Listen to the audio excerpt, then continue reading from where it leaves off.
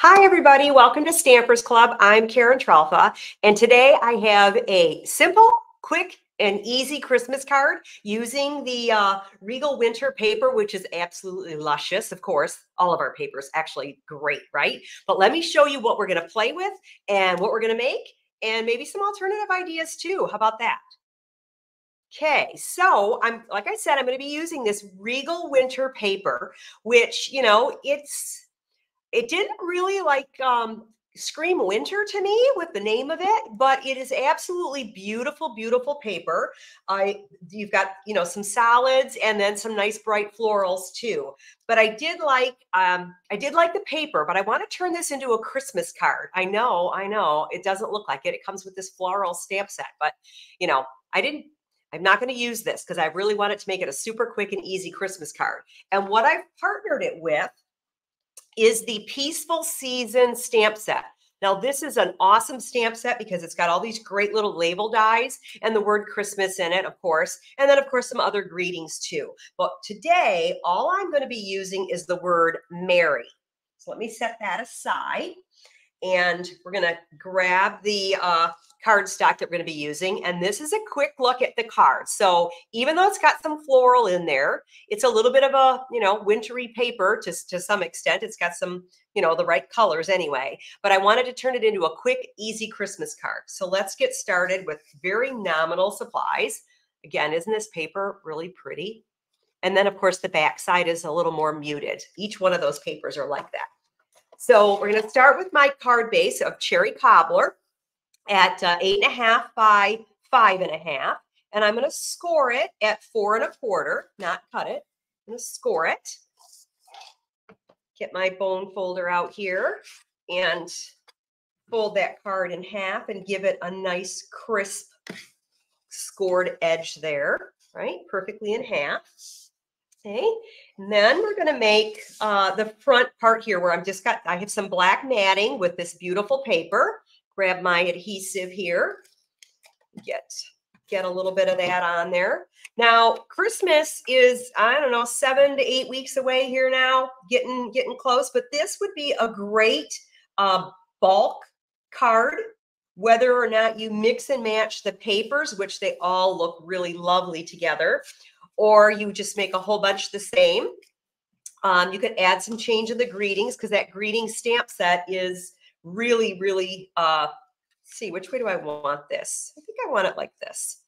So the greetings are very versatile. So you have lots of different ones if you choose to make a little bit of variety, but you could still do the same layout and get things to be, pretty close to the same. Okay, so these two pieces, just a strip of Cherry Cobbler and a strip of the gold foil.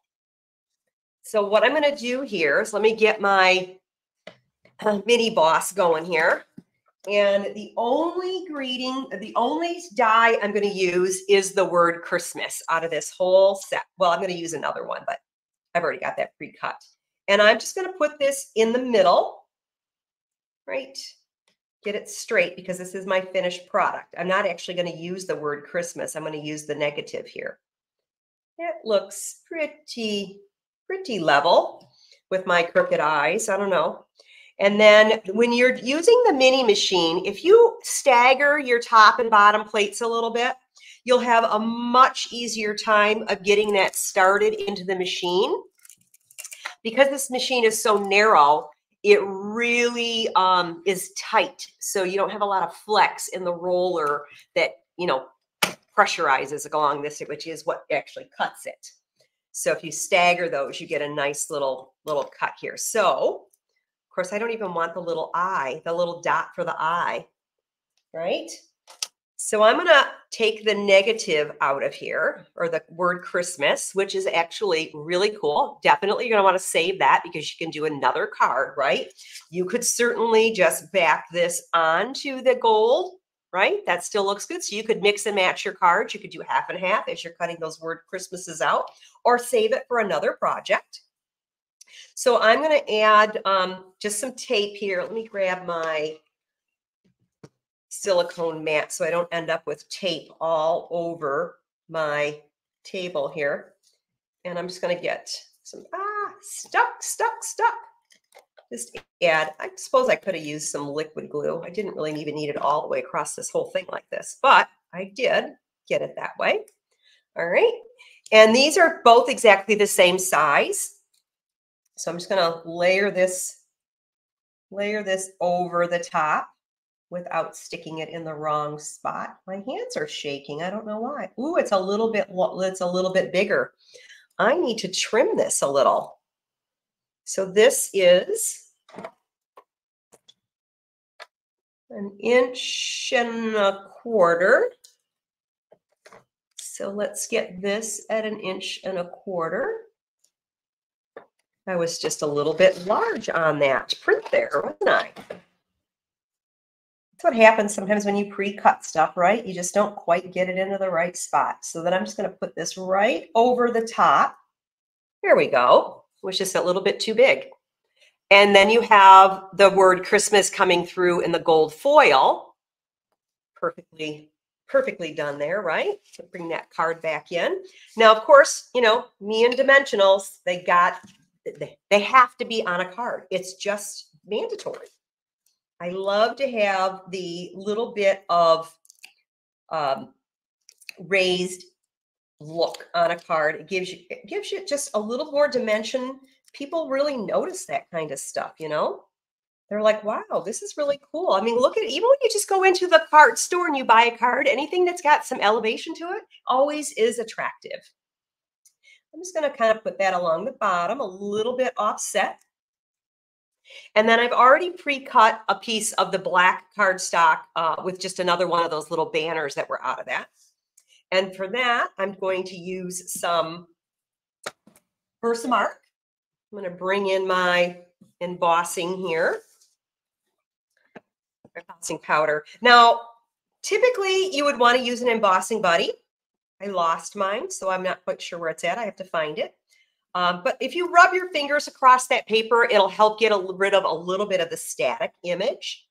And then Versamark is a clear ink, so you're not going to see the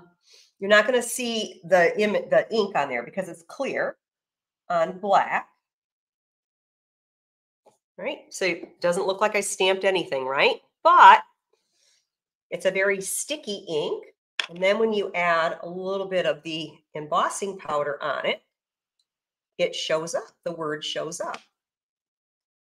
Let me get that on there. Give it a little. See, the embossing putty would have made it so that some of these little extra little stray little pieces would have been not on there. Let me grab my tweezers here and my heat gun. Put this ink away. I don't really need to get that all dried out, right? And we'll add a little bit of heat to this. Now, I tend to start on the bottom because it helps the paper not curl. And then when you heat the front, that powder gets very shiny. Are you seeing that magic doll? Let me see if you can see it in the camera. So part of it is like dull and part of it is shiny. As you heat that and melt that powder, it gets a nice shine to it. And so even though you couldn't see the Mary when I stamped it at first because of that clear sticky ink and the embossing powder sticks right to it, you have a voila, super cute little element there. And that I'm also going to put on a couple of mini dimensionals. Let me get those. Let's get a couple of those on there. You know, these are my diamonds. Yeah, right there. These are just like my diamonds. I would not craft without them. Get that off there. And I'm going to put that right across the top here. Merry Christmas. Now, of course, you know, another thing that we all know I love, ribbon. Isn't this ribbon absolutely beautiful? It's a cherry cobbler with a gold. It's not super wide, so you get like a nice little subtle look. And I'm going to make a bow, and I do my bows with 2 loops, little bunny ears, and then I tie the 2 together. Okay, whoops, got caught there. Now, of course, that looks great, right? It's all lopsided. I hold it in the middle gently, and then I'll pull that tail back in order to get it to the size that I want. That one's a little wide over there too. And you just kind of work it back and forth so you get the size that you want. Grab my scissors here, cut those tails, and then a glue dot. Now my glue dots, you know, when you're using these, I always want to put the ribbon onto the glue dot rather than try to pick the glue dot up, give it a little pressure. Otherwise, you just seem to be like your fingers get all sticky. And I'm just going to add a little dot of ribbon right here down on the side. So, you know, what did this take me? Less than 5 minutes, I can guarantee you that. And you have a super quick, easy, simple Christmas card that you certainly could make a stack of if you need to mail out 50 or 60 or 70, or even if only 10, you know, it's great. If anybody would like to have a card for me, of course, go ahead and leave a comment and then shoot me your address in a DM, and I'd be happy to send you a card. You know, I love mailing cards. But let me show you a couple of other cards made with this same paper and stamp set. Again, this one was used black embossing powder to create that greeting, but this is in wild wheat. So this is a real pretty contrast here. And then this one is in rich raspberry, and I used silver embossing powder on this one. This is kind of showing up really blue on the camera to me, but it's got a lot of purple in it. It's got a lot of this blackberry bliss in it. So it's real, I did say rich raspberry. This is blackberry bliss. Gosh, rich raspberry's been gone.